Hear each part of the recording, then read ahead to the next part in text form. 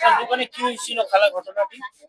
ঘটনাটা হয়েছে, আমি সকাল আজানের আগে আমি দোকান বন্ধ করে বাসায় গেছি।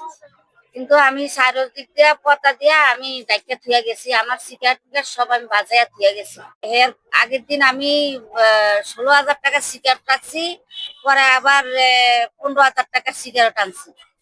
আনার পরে আমি এই সিগারেট গুলো আমি দোকানে থুয়ে আমি বাসায় গেছি, আমার শরীর অনেক অসুস্থ।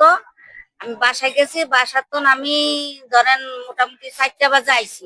4টা বাজে আয়া দিয়ে আমার দোকান সব লুট করে লয়ে গেছে। কারা নিয়ে গেছে? নিয়ে গেছে, কারা নিয়ে গেছে কইতে পারি না। পরে আমি ক্যামেরা টানছি, ক্যামেরা দিয়ে আমি ক্যামেরা তো বাইর করছি, ছবি বাইর করছি। তবে এই বিষয়ে কোনো মামলা কি করেছে? না, আমি জিটিমিটি করি না, এমনি ছবি ছাইড়া দিছিলাম। তবে এই ঘটনাটি কোন দিনে? 25 তারিখে 12টা 35-এ। 12টা 35। আপনি চিনেন কিনা? জি না, আমি চিনি না। মনে হয় অনেকদিন ধরে ফলো করছে, আমারে ফলো করছে। পরে এই পাশে 3টা দোকানে খোলা আছিল, হেরাও বলে দেখে নাই। পাশে আবেশ খোলা আছিল, হেরাও দেয় নাই। কিন্তু এই ভিতর দিয়া ঢুকিয়া পয়সা চুরি করছে। কত টাকার মালামাল ছিল? প্রায় 35-40 হাজার টাকার মাল।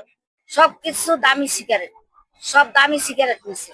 আর কি নিয়েছে টাকা পয়সা? টাকা পয়সা ক্যাশ নেয়নি, ক্যাশ আসিল, ক্যাশ নেয়নি।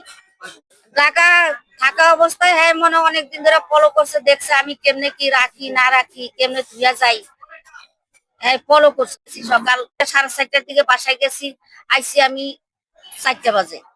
বিকাল 4টায় আইছি, সকাল 4টা বাজে গেছি, বিকাল 4টায় আইছি। তখন বিকাল 4টার দিকে আইসা আপনি কি দেখতে পান?